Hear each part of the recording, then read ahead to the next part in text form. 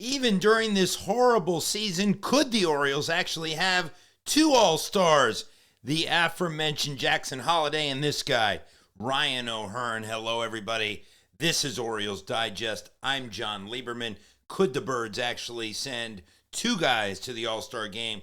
We're going to break down Holliday and O'Hearn's chances and their statistics. Then we're going to break down in great detail the Orioles' chances at making that final wild card spot. They got a day off after 16 games in 16 days. Now is the time, if they're going to do anything. 7.5 back in the wild card. We're going to discuss that. And then, should the Birds be buyers, sellers, or stand pat? What do you think? We're going to get to those scenarios as well during this time together on Orioles Digest. Again, please like, subscribe, do all the things. Super happy to have you with us as we get through this season, and we are nearing the beginning of July.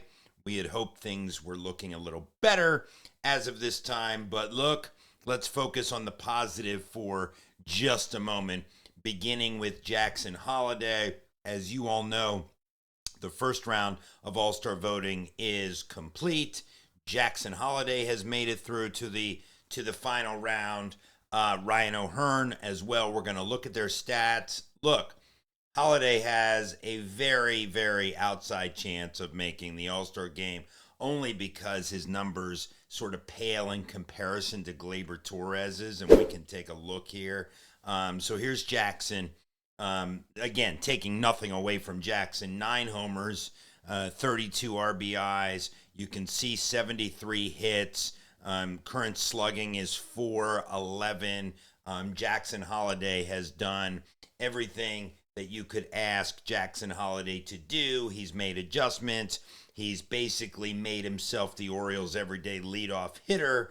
And if he's not an All-Star this year, I would fully expect for him to be an All-Star next year. Again, he's doing all of the things that he needs to do to get to that spot. Now, the guy that should actually make the All-Star game and will, in my opinion, and of course every team has to have at least one, but Ryan O'Hearn has been terrific for the Orioles. Of course, now that Rafi Devers is out of the picture, Ryan O'Hearn is clearly the best DH in the AL, and we can look at some of his numbers. 11 homers, 30 batted in. Current slugging is .485. And look, I don't want to hear about Ben Rice being ahead of O'Hearn in the final voting. He's not going to be. Ryan O'Hearn should be headed to the All-Star game as the starting DH, and let's just hope that that is the case. But he has certainly earned it, and he has, he should be there. So, moving on, let's talk about the following. So, we're going to move on from the All-Stars. Sorry about this here. There we go. A couple quick notes from down on the farm that just came in. The couple guys rehabbing, I just want to let you know. Kate Povich, he had a rehab appearance. It wasn't great. 4 1/3, 7 hits, 5 runs. So that's Cade. Jorge Mateo, 1 for 3, coming back in his first rehab down at AAA out of the leadoff spot. So there's that. And then you have Cionel Perez and Yennier Cano, who also pitched. Perez allowed a hit and 2 walks, no runs. Cano surrendered a run on a pair of hits and struck out 2. Those are the guys rehabbing at AAA. So, do the Orioles have any chance at all to make the wild card? And look, miracles do happen. I did some analysis, and I want to share this analysis with you. So the Birds are 12 games under as of June 27th, right? There are 82 games remaining in the season. So to reach 90 wins, which should get them, not guaranteed, but should get them into that final wild card spot, they have to win 56 of the remaining 82 games, which would be a .683 winning percentage. If you look at a .683 winning percentage over 82 games, that's equivalent to winning 110 in a season. That's elite. Few teams have done it. And then the sobering news.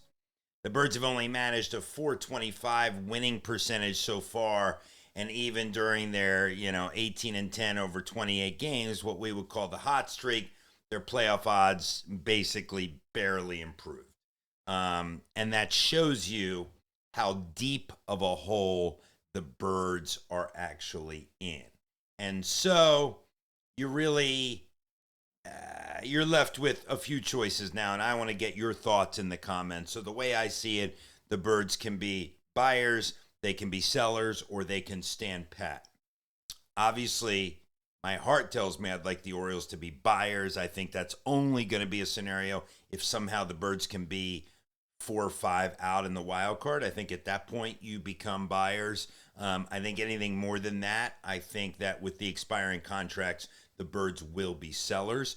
I do think there's an argument to stand pat. If we buy, what do you buy? I think it's obvious. You probably buy a starter, a bat, a bullpen arm, some combination, one of each. If you're really going to go for it, if we're only 4 or 5 out at the wild card and you say, you know what, we got guys coming back healthy. We hope Grayson comes back. We hope Bradish comes back. We hope Wells comes back. We hope all of the boys come back and they're healthy. Mateo's back. All of the thing, O'Neill gets healthy, then you say, all right, probably a starter, a bullpen arm, and a bat. That's going to cost prospects, obviously, and, but that is what it is. Basayo's untouchable. He's not going anywhere. So that's what it is. Second thing, do the Orioles sell and kind of look to the veteran group and get everything they can possibly get?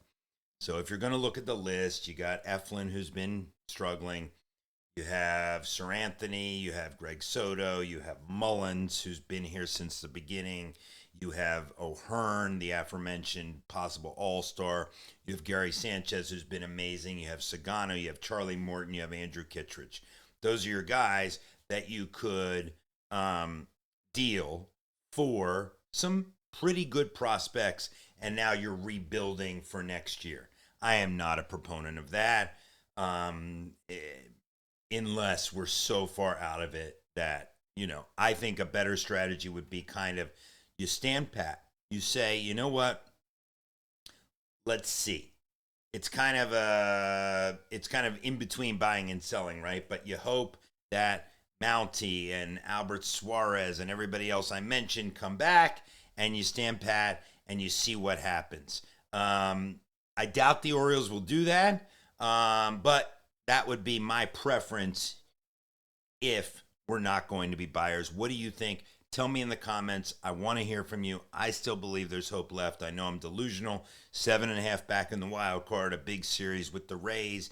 Look, you string together 6 or 7 wins, and we're having a different conversation. I'm Jon Leiberman, Orioles Digest.